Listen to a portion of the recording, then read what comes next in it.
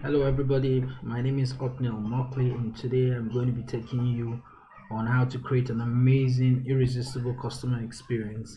The idea, the mindset, the thought is to show you how to keep your customers and compel them not to leave you, and in fact make them bring more business for you.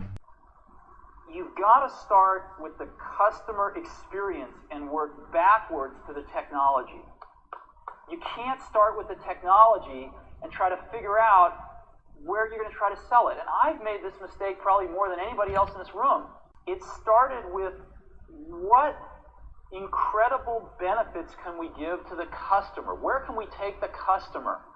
Not starting with, let's sit down with the engineers and figure out what awesome technology we have, and then how are we going to market that.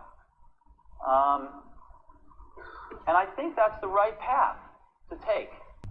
So that's the plan. That's the goal, and I trust that by the end of the presentation today, you'll be, have many ideas on things to do and how to take it to the next level. All right, amazing. If you think about the universe has the sun in the middle, and the sun controls everything. Everything is held by the power of the sun, so to speak. The sun influences, the closer you are to the sun, the more rays, but everything is centered around the sun, and so the same way everything is centered around the sun, so also your customer should be the center of all your business activities, should be the center of all your business decisions, of all the policies, of everything in your business. Because in the end, it's your customer that pays the bills, and many times people have forgotten that, right? And so everybody's working for the top boss, everybody's working for this other person. Those in the company have forgotten that the customer is the one who pays the bills, pays the big salaries. And so therefore, everything, it just makes sense to be around the customer. I think what customer centricity means for us is that we need to start to bring the customer into the centre of what we do. So we place the customer at the heart of decisions that we make, the products that we build, how we design our experiences. We're very much very focused at the customer and putting the customer at the heart of everything that we do. We do that in a number of ways, both in our brand strategy, but also in the way that we look at our product strategy as well. And it comes. So think back for a moment to the last time you took a trip on an airline or by taxi. You probably have a memory of how the whole experience felt. When you were done, did you like the experience? Did you hate it? What did you think about the company that provided the service? Your experience matters, and your customers' experience also matters. Companies are thinking a lot about how they treat their customers. So we're going to talk about what it means to put the customer's needs and wants at the center of the business strategy, the customer experience. So the customer experience is all about putting customers' needs at the center of what a company does, and then assuring along all the touch points, and even more so along all the relevant customer journeys, that the customers have a flawless experience. So when a customer is satisfied with a company, they are also lower, in cost to serve, but also have a higher potential to be more loyal customers for the company. So because I've heard people say customer experience, but what is the big deal about it? What does it have to do with my bottom line? Yes, it has a lot to do with your bottom line, and that's what I'm going to be talking about with you today. All right, so customer experience goes to the heart of everything you do. For most companies, it is the single greatest predictor of whether customers will return or defect to a competitor. So it predicts if people will do more business with you or they'll do less business with you. the experience. The experience. Sometimes people forget what you told them, but they won't forget how they felt. They will not forget how they felt. So I want to tell you, CX is not customer service. You ask. CX is not customer service. CX is not customer care. CX is not even usability. CX is CX. When I say CX, I mean customer experience. So CX is not even those soft and fluffy and warm, fuzzy kind of feelings. No, it could include that, but that's not what it really is. People call customer service when they have a problem. Ease of use has helped drive the success of products and services, but usability is just one piece of a customer experience. So it's not soft, fluffy. Customer experience is about meeting needs. It's meeting needs with your products and services. And we'll take it a little one at a time, and we would really expand it. Now, customer experience is a real big animal that we can't totally unpack today, but my thought is to sit down in your memory, in your mind, the seeds, what it takes to have an amazing customer experience in your company and take it to the next level. Okay, so customer experience is how people perceive their interactions with your company, because those perceptions determine what your customers will do next. And many times perceptions are stronger than reality. So it's not about what you're really doing, it's about the perception the customer is gathering or making or inferring from the experience he's going through. So if you can control that experience, you will control the perception that the customer is forming. If you can be intentional about the experience, and usually the experience plays itself out through a process, because the customer, to do anything with you, has to be involved in a process, right? If he's buying a car, it's a process. If he's buying ice cream, it's a process. All the way from the moment he enters into the car park, it's a process he's in. So to fix the customer experience invariably means to fix the process intentionally, or to be deliberate with the process that you are trying to that the customer is involved in. And you could even layer on top of that emotions to be able to engineer the kind of emotions that you want that will make a difference. So let's keep going. Anytime anybody interacts with your product, with your service, with an automated system, they judge how well the interaction helped them achieve their goals or their efforts on a number of levels, right? Customers perceive the interactions on 3 levels, right? Does it meet my needs? Was it easy to do? And was it enjoyable? So, is it meeting my needs? 2, was it easy to do? 3, was it enjoyable? Now, if you just use this alone, this pyramid, the customer experience pyramid, like that alone, if you begin to apply this thinking in your business, can make you begin to adjust and change things. That alone can transform your business. Now, different people have approached customer experience from different well, I would say from different roads, from different sides of the elephant. But suffice to say that everybody's heading towards the same direction. And that direction is increasing customer loyalty, reducing costs, and increasing the value of service delivery and revenue, right? Increasing the cost, because the more the customer stays with you, the more money you have, And I must tell you that the higher your customer experience, the more forgiving customers are of you if you should make a mistake. You see, they already perceive you right. They're okay with you. Now, customer experience is measured by the key metric is called Net Promoter Score.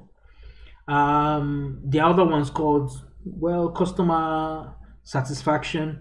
There's another one called customer experience index. But suffice to say, whichever one you're using, you're trying to measure how satisfied are the customers with the service. And it's not just measuring at one point, but along the customer journey. We'll talk more of that as we go on. So when companies do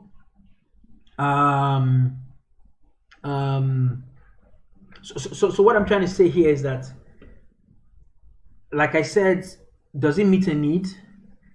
Is it easy? Is it enjoyable? So sometimes you and your competitors might have products that meet the needs. So there's no differentiation there.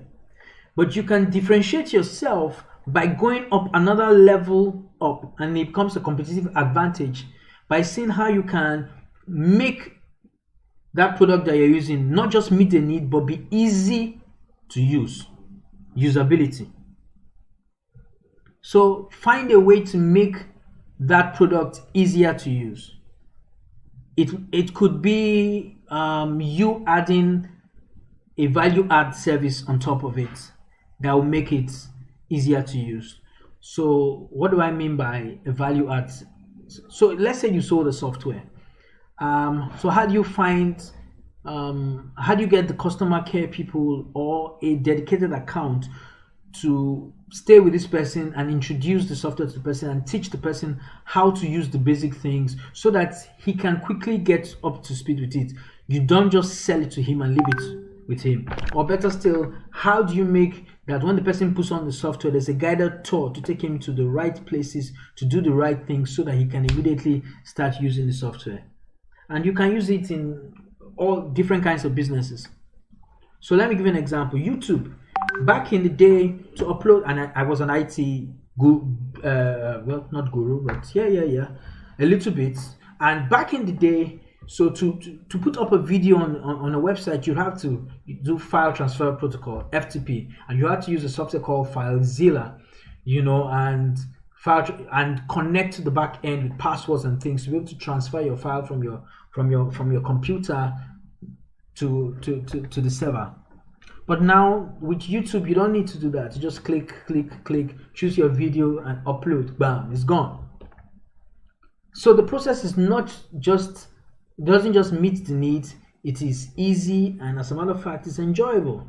You don't have to go through the hassles of connecting through a back end, using the client to port 21, all those crazy technical things. No, it was easy, it was enjoyable, and YouTube takes care of all the hassles of the back. All right, so why CX now? Competitive barriers of the past, manufacturing strength, distribution power, information mastery, can't save companies today. Each of those corporate investments have been commoditized. Customers have more power than ever before, with online reviews, social networks, etc. It's easy for customers to even know more than sellers today. Know more about products, know more about services, know more about competitive pricing out there. So the reason why clients are now turning to consultants more and more on this topic of customer experience is that indeed companies like Apple, Google, Amazon, Uber are just raising the bar in terms of customer expectation. So if you think about the B2C world, a lot of businesses face customers who have increasing demands. Customers are becoming more demanding and comparing different companies against each other. When take an example. So people now are used to the Netflix. People are used to Uber. And so unconsciously they expect you in your local business to give them that level of service and to give them immediately. Because people are not just used to, they're not just customers who are more dangerous, like I like to call them, but they also want it now. They want everything now. Everything now. So it's the age of the customer meeting the era of now. The age of the customer there was the age of the manufacturing, there was the age of distribution, there was the information age, but now it's gone beyond the information age. Now we're in the age of the customer. And we're now meeting the age of now. The age where people, I want it not just in 3 days. Can I get it now? 24 hours delivery. Can we have it same day delivery? The age of now. We live in the era of now. If a website takes too long to load, we're out. If an ATM doesn't dispense cash, unacceptable. So this is the age we're living in, and this is the kind of customers you are meeting. So customer experience leads to profits if you treat it as a business discipline. Because customer experience leads to loyalty, and loyalty leads to money. Loyalty also leads to referrals. So even without wanting costs, how do I put it? The customer experience, the process of doing it forces reduction of cost, because it's all about improving up the process. So it's going to reduce costs inherently. It's going to increase revenue inherently. It's just part of the package. So have no worry in your mind. What we're asking you to do with customer experience is going to impact your bottom line. All right. So I want to quote Qoute Cunningham from The Road Less Stupid, a great business mentor. If you've not read this book, you need to read it. It's one of the best business books that you've ever read. So Qoute Cunningham says loyalty is very powerful because it drives repeat business. And repeat business does not have the usual customer acquisition costs, and therefore is much more profitable. So you've been looking for other ways to make your business profitable. Well, you didn't think about customer experience. Guess what? I just gave it to you. Excuse me. So I've seen 3 major companies that make a customer experience transformation successful. First, you need a top-down push. That means those at the top need to buy into it. You need top management to be convinced, to understand and create this conviction or propagate this conviction across the organization. The second element is to look at the journey, understand them, and then sometimes create them if they are not available, or formalize them, right? And then go through the main ones and transform them. You look at the major cost items, what's creating problems, and rework it and rework until you have an increase in customer satisfaction. The third element in our view is absolutely crucial, and that is a feedback loop system.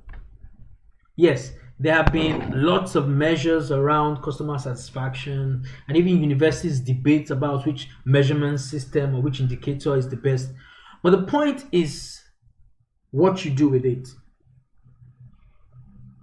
We believe putting in place a feedback loop system that actually, access closest to an event with the client, and typically to the end of the journey, asking the customer satisfaction measure or rating. So what I'm saying is make sure you have a feedback loop system, and make sure that it is along the process or the customer journey that the customer is going through. You ask it towards the end, and get the feedback, and then not only get the feedback, put it back in the system. Let the individual field technicians, the individual store reps, the different ones, clients, different ones are involved in the process. Let them get the feedback. Let them get the feedback from the clients, so they know what they are doing that is working and the things that are doing that are not working, and they can be able to change accordingly. Okay. So I've been talking about customer journey mapping. So you might wonder, what is that really? It's just about choosing a particular process that the customer is involved in and mapping it and tracing the points at which the customer was happy, very happy, or sad, or very sad about his experience. By the time you do that for a sample size of your customers, you begin to see where you are dropping the ball. You see at this particular point, we drop the ball. The experience here is not fine. Maybe at every point you do a score of 0 to 10, and 10 being very happy, 0 being very, very mad, angry. So by the time you find that everybody's choosing a 2, a 3, a 1, around that place, you know you need to optimize so that you can increase the experience, make it better. So customer journey mapping involves touch points in your business, and touch points involve, business rules and courses of work and all those things, the technical terms. But we won't be doing it in technical today. We're just going to be, touching things. So at the center of what we are discussing all around the customer experience is the concept of customer journeys. You choose a process, say to pay a bill, or to change something in your address, or to buy a car, whatever that journey is, that need is, becomes the customer journey. And so you now optimize to be able to solve that, make it easy. Now many times you find that many businesses to be able to meet that need, there's the front office, the person who faces the camera, and there's the back office, the person who does not face the camera but has to do something for the front office to be able to deliver. It could be IT, it could be finance, it could be accounts, it could be marketing, whatever it is. But for this guy who is facing the customer to be able to deliver, they have to support him. And so therefore you find out that we need the different silos, because many people run their business in silos. We need cross-functional collaboration, so that the customer journeys can be successful. So when I say cross-functional journeys, what do I mean? I mean, you pick somebody from from marketing. If we need somebody in marketing, pick somebody from IT, you pick somebody from finance, all the people that are involved in that customer journey, you put them and create a team. So each of them will drive their section to make that customer journey easy, enjoyable, measurable, and impactful. Otherwise, everybody's in silos. Marketing is in their own world, sales is in their own world, operations is in their own world, and it can't work that way. All right, so I think I've been able to explain the difference between the touch points and the customer journey. The touch points are the points in which your customer comes in contact with your brand, and this can be a person-to-person thing, it can be a person-to-system thing, it can be a system-to-system thing, or it can be a system-to-person thing. So it's anywhere they come into contact with your brand. So if they are going on the express road and they see your billboard, that's a touch point. If they are watching the TV and they see your ad, that's a touch point. If they call your customer care, that's a touch point. And at every touch point, we call it a moment of truth. That moment of truth can be a moment of magic or can be a moment of misery. And the more moments of misery that your customer have, you risk convincing the customer to try your competitor. You are literally in the process of convincing the customer that he should try the competition. So see how serious this is. So you need to move out of that siloed mentality and begin to come out and collaborate around the customer journey and delivering amazing experiences that will make people talk about you over and over and over again. I would like to show you a video right now to drive home the experience, what big brands are doing out there, and I hope that it's going to do something for you, touch you, transform you. Thank you once again for allowing me to speak to you, and I'm trusting that we'll be able to do business in the future. Just if you can, just always remember this. Make sure that the business, whatever the journey, customer journey is, and it's usually involves what the customer is coming, the request, the need, right? And many times it's not the person they're asking that can deliver their need. Sometimes he can, but there's always a back office. So you need to look all the way, what the customer can see and the things the customer cannot see. Bring them all in alignment towards the goal, what that customer wants to achieve, and you will have an amazing experience. The process will be, you remove all the encumbrances, you remove all the causes of work, and you streamline it to only the things that matter to delivering that need.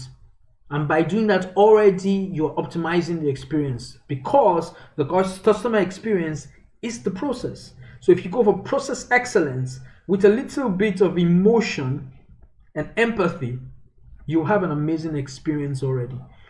So today we are going to be touching a number of videos. We're going to be talking about the Dubai experience and a few other ones. So I trust that you're going to enjoy it and have a perfect and wonderful experience. My name is Every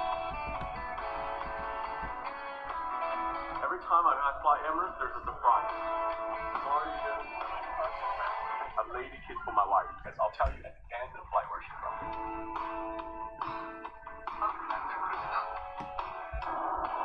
Our ladies Bulgari toiletries kit bags right here. It's very refreshing. No, this is new. This is This burrito. roll is about a rehydration facial session. Action. Shaker, single measure, single measure. So do you know there's actually 2 bars on the Emirates they created?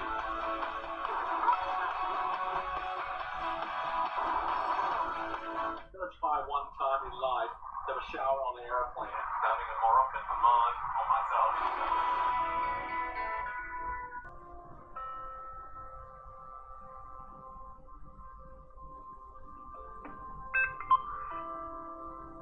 Hello there.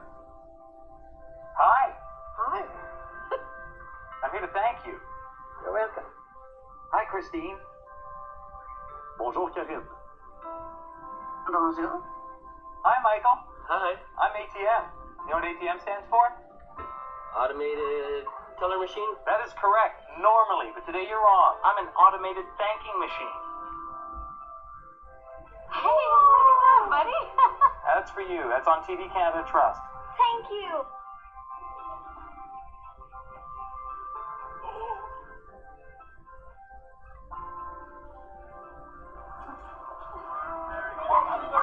Ooh, selfie.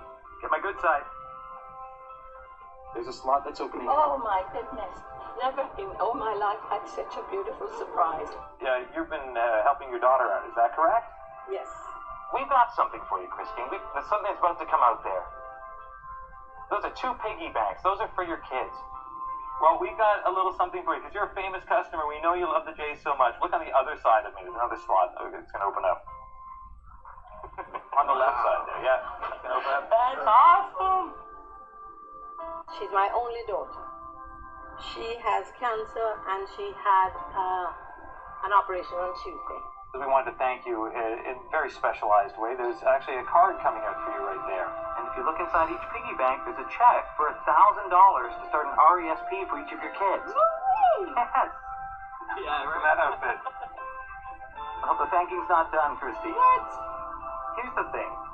If you tell your kids, hey, here's an RESP, they'll be, oh, nah. But if you tell them you're taking them to a place like Disney, No. yes, you're taking your kids to a magical place in California, Christine. I've never been able to take my kids anywhere. Oh. It's wonderful that you've been with us for so long. And we got somebody who might want to talk to you for a second about that. Oh my God. During this time, we have come to know how giving, loving, and supportive you are. especially to your daughter in Trinidad. She's a lucky woman to be able to call you mom. So I just threw you a ball, but Sunday you'll be throwing me a ball. Oh my God. You'll be throwing out the first pitch.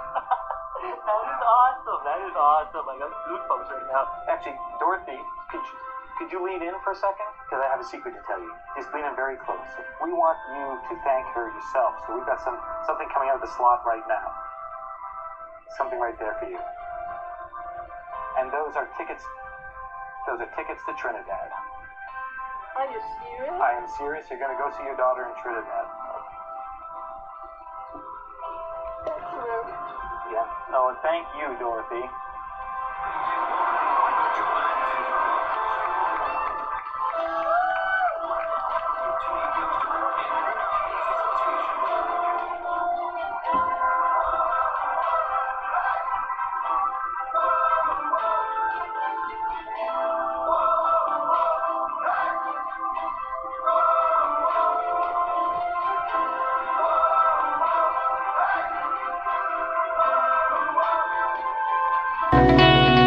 Dubai International Airport is your gateway to one of the most dynamic cities in the world. Emirates Terminal 3 is designed to make your airport experience smooth and enjoyable and give you a first taste of the city beyond. If you're traveling with children under 3, our complimentary baby stroller service is available on arrival to help you through the airport. Connecting to another flight is easy. Simply follow the signs to connections. If you have your boarding pass, pass straight through security. Alternatively, collect your boarding pass from the connections counter, then pass through security. Find your next departure gate on one of the many information boards in the terminal. Or, just before you land, look on the airshow moving map channels on the ICE in-flight entertainment system. Emirates flights depart from gates A, B, or C. Travel between the gates by bus, shuttle train, or it may just be a walk away. The signs will show you the way. If you're traveling in first class or business class, or are an Emirates Skywood Silver, Gold or Platinum member, you can enjoy the luxury and tranquility of our exclusive Emirates lounges.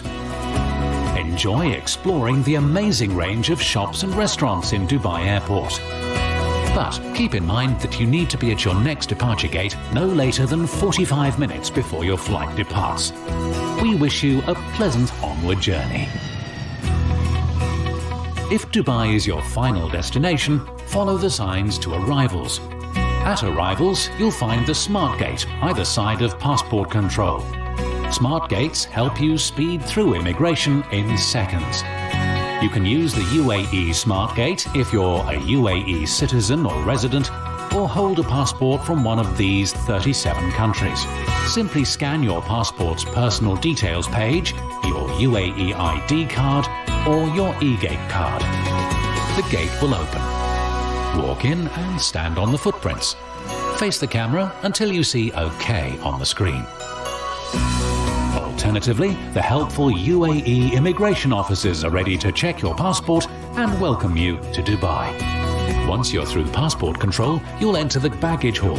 On most flights, you can find your baggage carousel number on the airshow channel on ICE before you land, or listen for the cabin crew announcement. You can also check the screens in the baggage hall.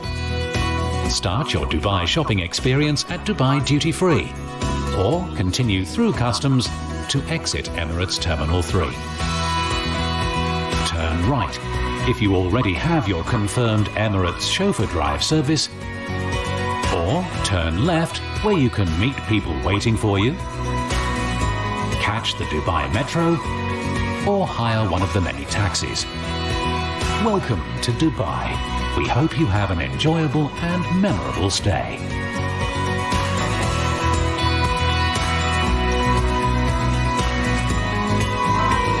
Experience. My name is Otnel Mockley.